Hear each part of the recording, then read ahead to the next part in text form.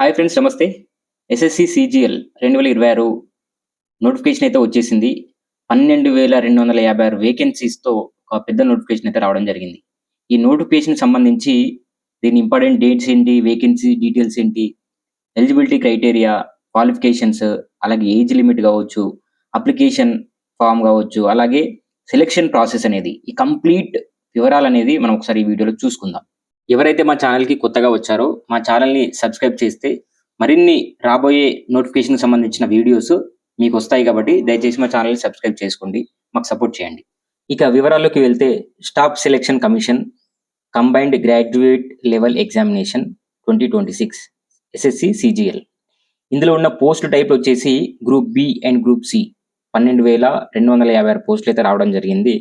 దానికి సంబంధించిన డేట్స్ దగ్గర నుంచి కంప్లీట్ డీటెయిల్స్, కంప్లీట్ వివరాలు అనేది మనం ఒకసారి చూసుకుందాం. ఈ నోటిఫికేషన్ అయితే మే 21 తారీఖు అయితే రావడం జరిగింది. మే 21 తారీఖు నుంచి అప్లికేషన్ అనేది లాస్ట్ డేట్ వచ్చేసి జూన్ 22 తారీఖు వరకు అప్లికేషన్ అయితే లాస్ట్ డేట్ ఉంది. ఈ డేట్ లోపు అప్లై చేసుకోవాలనుకున్న వారు చేసుకోవచ్చు.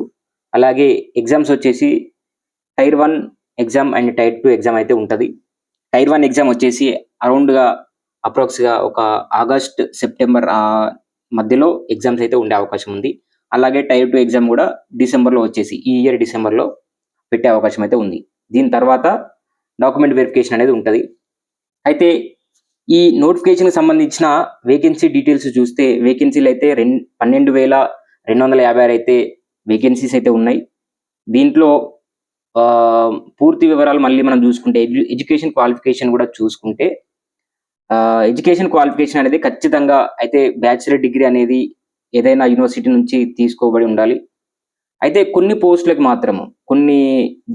పోస్టులకు మాత్రము స్పెషల్‌గా కొన్ని డిగ్రీస్ ఉండాలని చెప్పేసి అయితే చెప్పడం జరిగింది. ఇందులో జూనియర్ స్టాటిస్టికల్ ఆఫీసర్‌కి జేఎస్ఓకి డిగ్రీ విత్ స్టాటిస్టిక్స్ సబ్జెక్ట్ అనేది ఉంటుంది.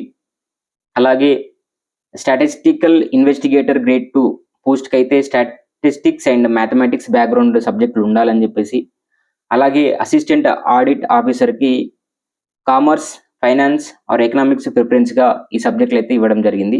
అంటే ఖచ్చితంగా ఈ ఏవైతే బ్యాక్‌గ్రౌండ్ సబ్జెక్టులు ఉన్నాయో ఈ ఈ పోస్ట్‌లకి ఈ సబ్జెక్ట్ స్పెషలైజేషన్‌గా ఉండాలి.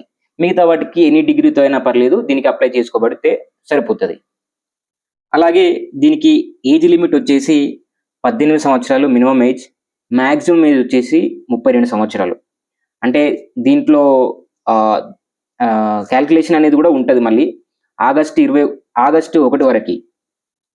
ఆగస్టు 1 వరకి 2026 వరకైతే ఏజ్ అనేది కౌంట్ చేస్తారు. సో, దానికి తగ్గట్టు ఉండాలి. అలాగే గవర్నమెంట్ ప్రకారము ఏజ్ రిలాక్సేషన్ కూడా ఉంటది. ఓబీసీ క్యాండిడేట్‌లకి 3 సంవత్సరాలు, ఎస్సీ, ఎస్టీ క్యాండిడేట్‌లకి 5 సంవత్సరాలు, పీడబ్ల్యూడీ క్యాండిడేట్‌లకి 10 సంవత్సరాలు, అలాగే పీడబ్ల్యూడీ విత్ ఓబీసీ 13 సంవత్సరాలు, పీడబ్ల్యూడీ విత్ ఎస్సీ, ఎస్టీ 15 సంవత్సరాల వరకైతే ఏజ్ రిలాక్సేషన్ అయితే ఇవ్వడం జరిగింది. అయితే ఎస్ఎస్సి సిజిఎల్ అప్లికేషన్ ఫీజ్ ఎలా ఉంటది అని చెప్పేసి కూడా చాలా మందికి కొత్త వాళ్ళకైతే డౌట్ ఉండొచ్చు. జనరల్ ఓబీసీ వాళ్ళకి రూ. 100 అప్లికేషన్ ఫీజ్ ఉంటది. SC, ST, PWD female candidate అందరికీ కూడా ఎలాంటి అప్లికేషన్ ఫీజ్ అనేది ఉండదు. దీన్ని చూసుకోవచ్చు. అలాగే అప్లికేషన్ ఫార్మ్ టైమ్‌లోనే పేమెంట్ చేయాల్సి ఉంటది. క్యాండిడేట్స్ ఈ ఫీజ్ అనేది కూడా ఆన్‌లైన్‌లో యూపీఐ నుంచి పే చేసుకోవచ్చు. అప్లికేషన్ చేస్తున్నప్పుడే. సో, ఈ అప్లికేషన్ ఫీజ్ అనేది ఈ విధంగా ఉంటుంది.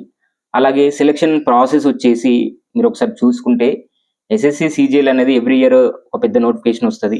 దీని సెలక్షన్ ప్రాసెస్ కూడా కొంచెం లాంగ్ టైమ్‌గా ఉంటది. ఫస్ట్ టైర్ 1 ఎగ్జామ్ ఉంటది.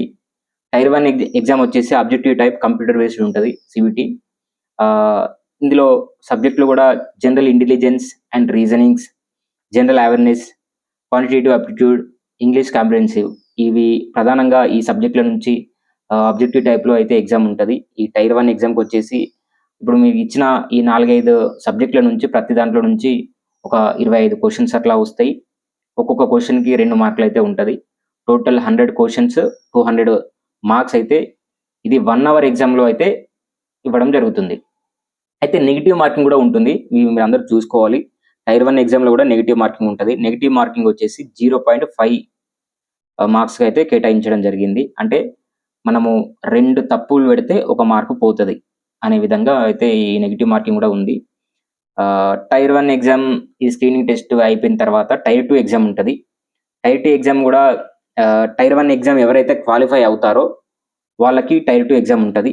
ఈ టైర్ 2 ఎగ్జామ్ వచ్చేసి కొంచెం అడ్వాన్స్‌డ్‌గా ఉంటది. ఇందులో కొంచెం సబ్జెక్ట్ గూడా ఎక్కువగానే ఉంటది. అదొకసారి మనం జూసుకుంటే టైర్ 2 ఎగ్జామ్‌లో mathematical abilities, English language and comprehensive, general awareness, reasonings, computer knowledge test, statistics for specific పోస్ట్‌లకి ఏవైతే ఈ స్టాటిస్టిక్స్ బ్యాక్‌గ్రౌండ్ ఉన్న పోస్ట్‌లు ఎవరైతే ఉన్నారో వాళ్ళకి మాత్రమే ఈ సబ్జెక్ట్‌నైతే యాడ్ చేయడం జరుగుతుంది. ఇలా ఈ ఈ టైర్ 2 ఎగ్జామ్ అయితే ఇట్లా ఈ ఈ సబ్జెక్ట్‌లతోని ఫైనల్ వెయిటేజ్ అయితే ఉంటది. దీని తర్వాత ఎవరైతే టైర్ 1 ఎగ్జామ్‌కు క్వాలిఫై అయ్యి టైర్ 2కొస్తారో, టైర్ 2 ఎగ్జామ్ గూడా ఎవరైతే క్వాలిఫై అవుతారో వాళ్ళకి డాక్యుమెంట్ వెరిఫికేషన్ అనేదైతే ఉంటది. ఈ డాక్యుమెంట్ వెరిఫికేషన్ అనేది థర్డ్ ప్రాసెస్‌గా మనం చెప్పుకోవచ్చు. ఈ డాక్యుమెంట్ వెరిఫికేషన్‌లో అయితే ప్రధానంగా కొన్ని డాక్యుమెంట్స్ అయితే చూస్తారు. అంటే గ్రాడ్యుయేషన్ సర్టిఫికేట్ కావచ్చు, ఆధార్ కార్డ్, ఐడెంటిటీ ప్రూఫ్, అలాగే కేటగిరీ సర్టిఫికేట్. ఎవరైతే కేటగిరీ అయితే ఉంటదో వాళ్ళకు కేటగిరీ సర్టిఫికేట్ కూడా మ్యాండేటరీ.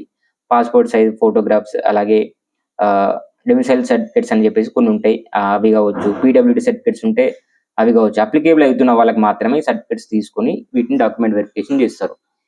ఎవరన్నా ఈ డాక్యుమెంట్ వెరిఫికేషన్ టైమ్‌లో సరైన డాక్యుమెంట్స్ చూపించలేదనుకో, వాళ్ళైతే పోస్ట్‌నైతే వాళ్ళకు ఎవరైతే క్వాలిఫై అయ్యారో వాళ్ళ పోస్ట్‌ని, వాళ్ళ డాక్యుమెంట్‌ని దాని వెరిఫికేషన్ అనేది క్యాన్సెల్ చేసి వాళ్ళనైతే ఇది రిటర్న్ పంపించడం జరుగుతుంది. సో, దాన్ని కూడా కొంచెం చూసుకొని అప్లై చేసుకోవాలి. డాక్యుమెంట్స్ కూడా సిద్ధంగా పెట్టుకోవాలని చెప్పేసి అర్థమవుతుంది. అయితే ఈ ఎస్ఎస్‌సి సీజీఎల్‌లో సాలరీ వెయిటేజ్ ఎంత ఉంటుంది? పే స్కేల్ ఎలా ఉంటుంది? అని చెప్పేసి అయితే ఒకసారి చూసుకునే ప్రయత్నం చేద్దాం. ఇందులో ఎవరైతే ఫైనల్ స్టేజ్ వరకెళ్తారో వాళ్ళకు జాబ్‌లో వచ్చేసి జాబ్ పే స్కేల్ అనేది 4, 5, 6, 7 ఈ 4 స్థాయిల్లో అయితే పే స్కేల్ అయితే ఉంటది. ఆహ్, స్కేల్ 4 ప్రకారం అయితే 25,000 నుంచి 81,000 మధ్యలో అయితే వాళ్ళకి జీతం అనేది ఉండడం జరుగుతుంది. అంటే కొన్ని పోస్ట్‌లకి పోస్ట్‌లను బట్టి ఉంటుంది. ఆ పోస్ట్‌లను బట్టి, ఆ పే స్కేల్‌ని బట్టి ఉంటది. ఆహ్, పే స్కేల్ 4 ప్రకారం అయితే 25,000 నుంచి 81,000. అలాగే పే స్కేల్ 5 ప్రకారం అయితే 29,200 నుంచి 92,300 వరకి. పే స్కేల్ 6 ప్రకారం 35,400 నుంచి 1,12,400 వరకి. పే స్కేల్ 7 వరకి 7కి అయితే 44,900 నుంచి 1,42,400కైతే ఈ జీతభత్యాలైతే ఉండే అవకాశం ఉంటుందని చెప్పేసి గవర్నమెంట్ అయితే నిర్ణయించింది. వీటితో పాటు ఈ జీతాలతో పాటు కొంచెం అడిషనల్ అలవెన్సెస్ కూడా బెనిఫిట్స్ కూడా ఉంటాయి. అవి అంటే డియర్‌నెస్ అలవెన్స్ కావచ్చు, డీఏలు, హౌస్ రెంటల్ అలవెన్సెస్, హెచ్ఆర్ఏ కావచ్చు, టీఏలు, medical benefits, pension facilities, job security, promotions ఇవన్నీ అడిషనల్ బెనిఫిట్స్‌గానే మనం తీసుకోవచ్చు. ఇవనేవి ఇందులో పోస్ట్‌లు ఏవున్నాయి అనేది మనము ఒకసారి డీటెయిల్‌గా చూసుకుంటే మీకు డీటెయిల్స్ ఎవరికైతే కావాల్సి ఉంటుందో వాళ్ళు నాకు ఈ వీడియో కింద కామెంట్ చేయండి. నేను వాళ్ళకి ఈ పూర్తి వివరాలకు సంబంధించిన డాక్యుమెంట్స్ కావచ్చు, పీడీఎఫ్స్ కావచ్చు, ఇంకేమైనా ఉంటే నేను చెప్పడం కావచ్చు జరుగుతుంది. అయితే ఇందులో ఇన్‌కమ్ టాక్స్ ఇన్స్‌పెక్టర్ కావచ్చు, అసిస్టెంట్ సెక్షన్ ఆఫీసర్ కావచ్చు, central excise inspector, preventive officer, examiner, auditor, accountant, tax assistant, junior statistical officer, assistant enforcement officer ఇలా వివిధ రకాల పోస్ట్‌లతోనైతే ఈ నోటిఫికేషన్ అయితే ఉండడం జరిగింది. అయితే దీనికి అప్లై చేసుకునేటప్పుడు మాత్రం చూసుకోవాల్సిన జాగ్రత్తలు అప్లై ఎలా చేసుకోవాలి అనే విషయానికొస్తే, అప్లై చేసుకోవడానికి ఎస్ఎస్‌సి అఫీషియల్ వెబ్‌సైట్ అనేది మనం ఆహ్, అప్లై చేసుకోవాల్సి ఉంటది. దానికి సంబంధించిన లింక్ కూడా నేను కింద డిస్క్రిప్షన్‌లో ఇస్తాను. అయితే ఫస్ట్ ఎస్ఎస్‌సి సీజీఎల్ మెయిన్ వెబ్‌సైట్‌లోకి వెళ్ళాలి. అందులో ఈ నోటిఫికేషన్ సంబంధించిన అప్లికేషన్స్ ఉంటాయి. అది చూసుకొని అందులో ఫస్ట్ ఓటీఆర్ చేసుకోవాలి. వన్ టైమ్ రిజిస్ట్రేషన్ అని చెప్పేసి ఓటీఆర్ చేసుకుంటే మనకు యూజర్ ఐడీ, పాస్వర్డ్ అనేది వస్తుంది. దాని నుంచి లాగిన్ అయ్యి అంటే యూజర్ ఐడీ, పాస్వర్డ్ అనేది వస్తుంది. దాని నుంచి దాంతో పాటు లాగిన్ అయితే అప్లికేషన్ ఫార్మ్ ఫిల్ చేయాల్సి ఉంటది. అంటే మన పర్సనల్ డీటెయిల్స్, ఎడ్యుకేషన్ అలాగే కమ్యూనికేషన్ డీటెయిల్స్ కేర్‌ఫుల్‌గా ఫిల్ చేయాల్సి ఉంటది. అందులోనే తర్వాత స్టెప్‌లో మన డాక్యుమెంట్స్ అంటే మన పాస్‌పోర్ట్ సైజ్ ఫోటోగ్రఫీ కావచ్చు, సిగ్నేచర్ కావచ్చు, ఇంకేమన్నా మ్యాండేటరీగా వాళ్ళు అడిగితే సర్టిఫికేట్స్ ఏమన్నా అడిషనల్ సర్టిఫికేట్స్ అడిగితే, రిక్వైర్డ్ సర్టిఫికేట్స్ అడిగితే అవి కూడా అప్‌లోడ్ చేయాల్సి ఉంటుంది. దాని తర్వాత ఫీజ్ పేమెంట్ చేయాలి. చెప్పాను కదా ఇందాక పూర్తి వివరాలు. దాని ప్రకారం ఫీజ్ పేమెంట్ చేయాల్సి ఉంటుంది. దాని తర్వాత అప్లికేషన్ ఫార్మ్ సబ్మిట్ చేస్తే కన్ఫర్మ్ అయిపోతుంది. సో దాని తర్వాత కన్ఫర్మేషన్ పేజ్ అనేది ఒకటి డౌన్లోడ్ చేసుకుంటే సరిపోతుంది. దీని తర్వాత ఈ గవర్నమెంట్ జాబ్స్‌కి ఎవరైతే ప్రిపేర్ అవుతున్నారో వాళ్ళైతే దీనికి కొంచెం మంచి central government job, high salary ఉంటది. పర్మనెంట్ జాబ్ సెక్యూరిటీ ఉంటది. ప్రమోషన్స్, వర్క్ లైఫ్ బ్యాలెన్స్ ఇదంతా సోషల్ ప్రెస్టీజ్ కావచ్చు, ఫైనాన్షియల్ అన్ని బెనిఫిట్స్ ఉంటాయి కాబట్టి కొంచెం జాగ్రత్తగా ప్రిపేర్ అయ్యి జాబ్ కొట్టుకోండి. గట్టిగా ప్రిపేర్ అవుతే జాబ్ కొట్టడం పెద్ద మ్యాటర్ ఏం కాదు.